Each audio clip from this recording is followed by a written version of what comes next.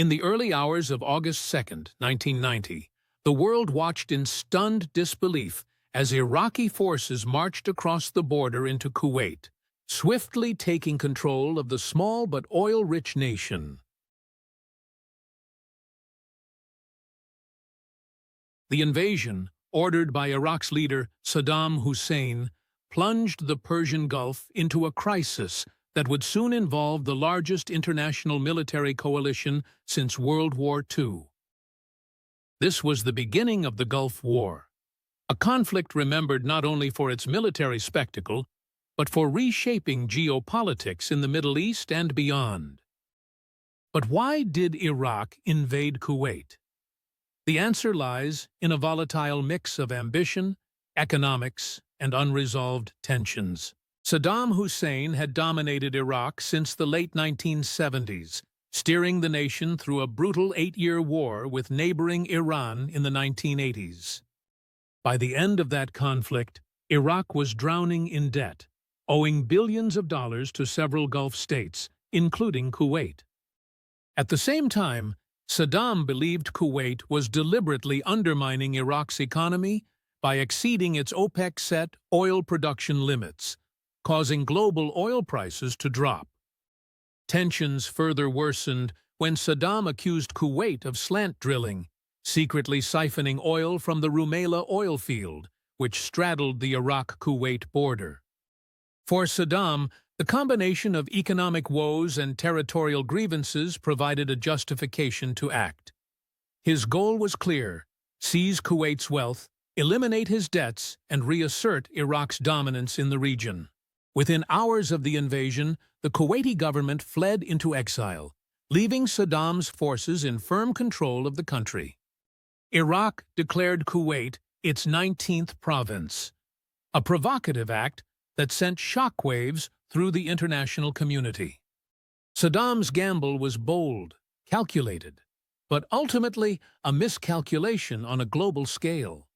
The response from the world was swift and united. The United Nations condemned the invasion, demanding Iraq's immediate withdrawal. However, Saddam showed no signs of retreating. For many nations, the stakes of this conflict went far beyond Kuwait itself.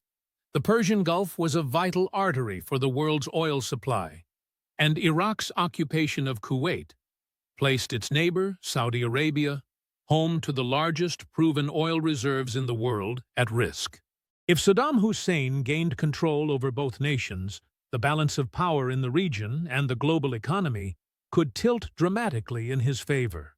Recognizing this grave threat, the United States, under President George H.W. Bush, took the lead in rallying an international coalition to stop Iraq. The world watched as nations united in their resolve, understanding the far-reaching implications of Saddam's aggression. Diplomacy was given a chance, with some of the harshest economic sanctions in history imposed on Baghdad. But Saddam remained defiant. As the weeks turned to months, it became increasingly clear that force might be the only option. The coalition assembled against Iraq was unprecedented, both in size and diversity. Over 30 nations participated, bringing together Western powers like the United States, Britain, and France, as well as Middle Eastern nations such as Saudi Arabia, Egypt, and Syria. Even the Soviet Union, which had been a Cold War adversary of the United States just a few years earlier, supported the effort. Together, this coalition represented a global consensus that Iraq's aggression could not stand unchecked. By late 1990, hundreds of thousands of coalition troops had amassed in Saudi Arabia as part of Operation Desert Shield, a defensive operation to deter further Iraqi expansion. But behind the scenes, plans for a more aggressive campaign were taking shape. On January 16, 1991, the world watched as Operation Desert Storm, the combat phase of the Gulf War, began. It started with an air campaign of staggering intensity. Coalition aircraft unleashed waves of bombings on Iraq's military infrastructure, communication networks, and transportation hubs. For 42 days, the skies over Iraq and Kuwait lit up with the glow of aerial strikes, many of them broadcast live on television screens around the world. The precision-guided bombs, advanced technologies, and 24-hour news coverage made Desert Storm a defining moment in modern warfare. For the first time, the general public saw the capabilities of new weapon systems like stealth bombers and cruise missiles in real time. After weeks of relentless airstrikes, the coalition launched its ground assault on February 24, 1991. The fighting was swift.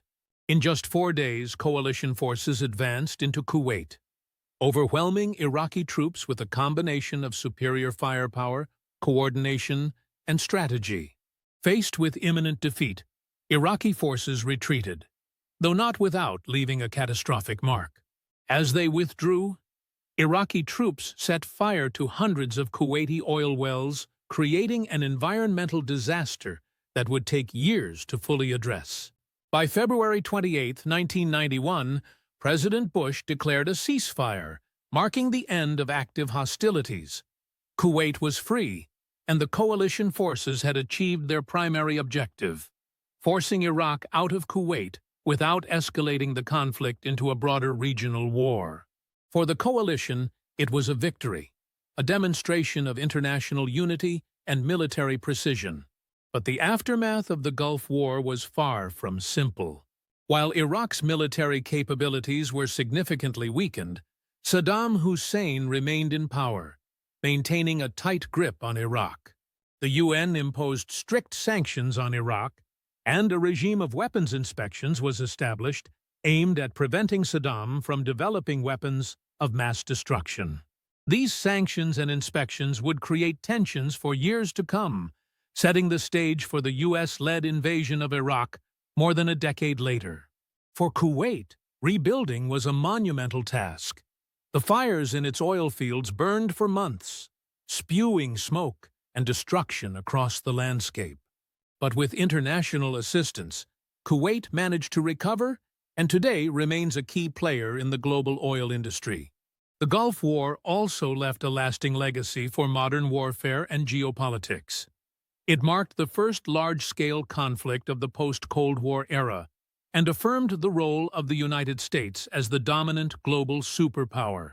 The war showcased the importance of coalition building and the power of advanced military technology, but it also raised questions about the long-term impact of military intervention and the unintended consequences it can create.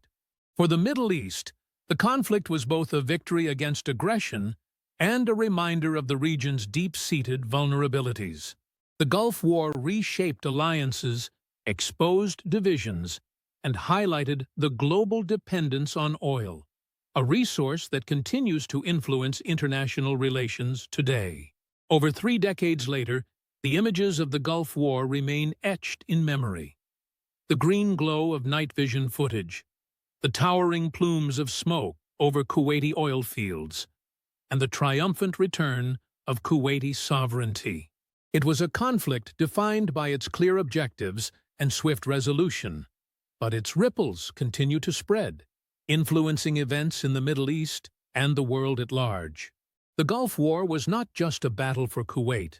It was a battle for the principles of sovereignty, international order, and the balance of power in one of the world's most volatile regions. And like all wars, its lessons remain as relevant today as they were on the sands of the Arabian Peninsula 30 years ago.